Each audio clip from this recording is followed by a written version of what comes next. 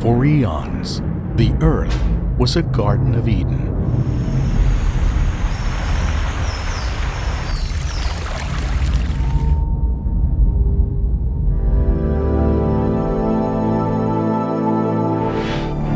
Slowly, this delicate balance was upset. Pollution, an ever-increasing population, demand for scarce natural resources, and climate change. These are our challenges. Are we up to it? Imagination can change the course of history. Daring innovators have always led the way. Help us celebrate the power of ingenuity. Meet the people, companies, and organizations that are making a difference. See the advances and breakthroughs that will help change the world. The Green Revolution is just beginning. Discover how you'll live your life in the years to come. Explore the frontiers of cutting-edge technologies and ideas. The future is in your hands. Join us.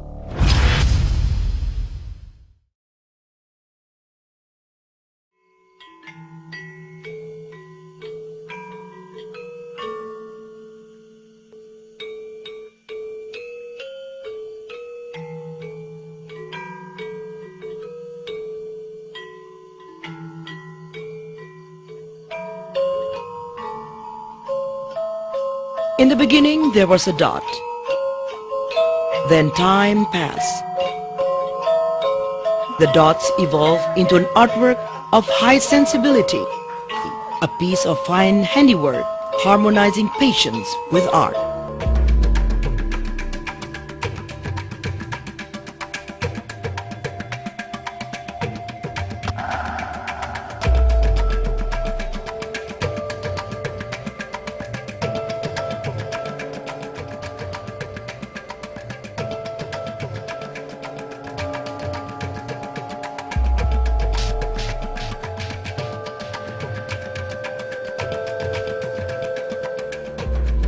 Batik comes from the word ambatik, which can mean a cloth with dots or spots.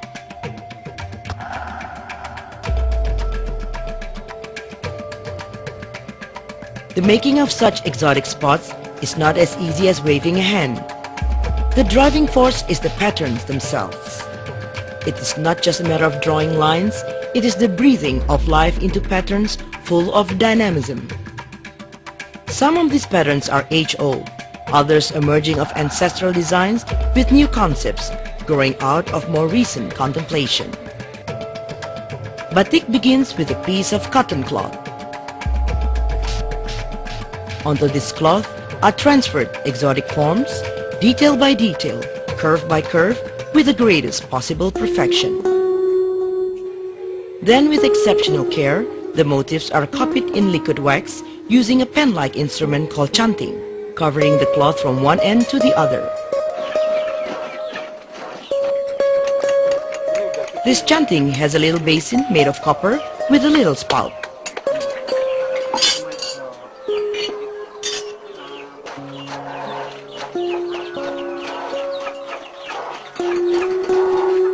Because of the smallness, close precision is needed in the waxing process.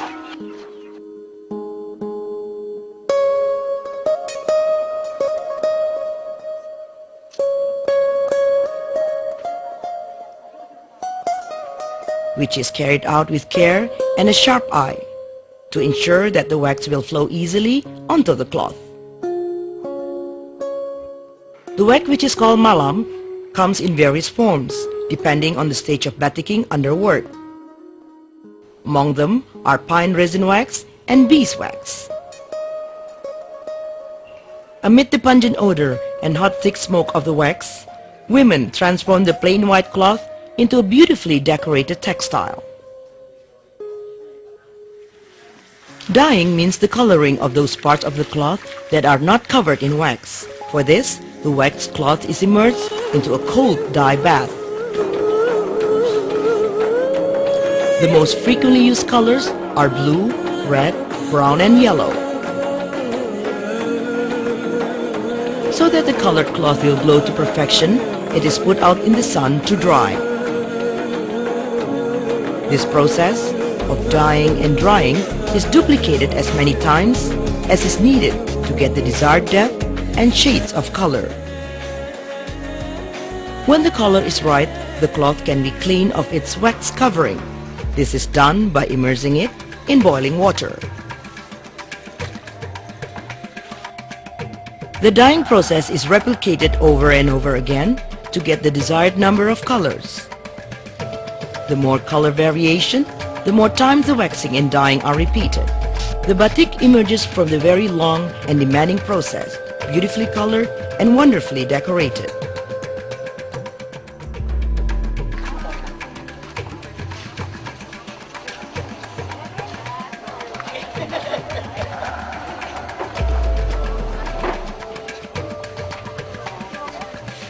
There is hand wax batik and there is stem wax batik.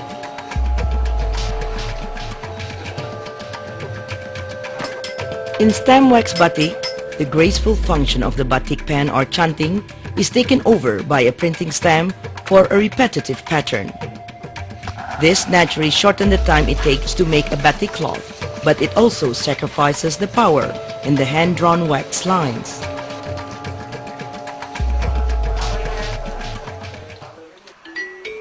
Life carries on. Day turns into night and night into day. Likewise, the amazing art of batik is being preserved through tradition.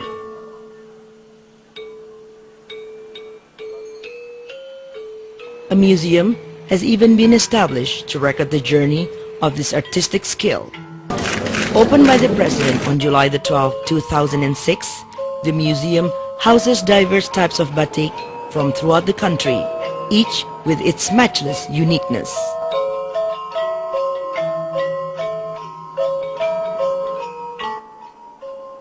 In the museum, visitors can see for themselves the batik process in the hands of a group of young Indonesians.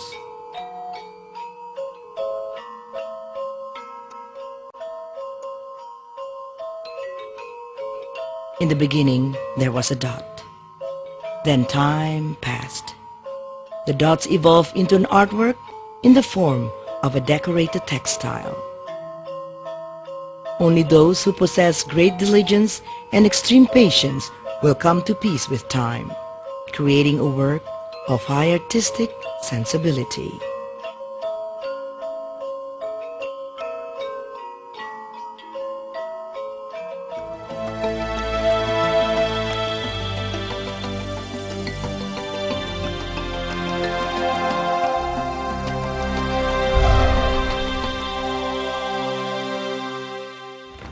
Reduce, reuse, recycle are three simple ways to reduce your carbon footprint. Take shorter showers. By cutting a shower by just 1 minute saves between 18 and 26 litres of water. Turn lights off when leaving a room and use energy efficient bulbs. They use 1/3 the electricity and last 10 times longer. Unplug. TVs, computers and phone chargers all use energy even when not in use. Reuse. Reusing the things we already have is one of the simplest ways to reduce our carbon footprint. Things like plastic bags, clothes, bottles and furniture. Be sure to recycle everything possible. Plastic, glass and metal can be recycled over and over again. A bottle of water takes just minutes to consume, but takes 450 to 1,000 years to decompose. Recycle it, and it could be back in a shop within 30 days.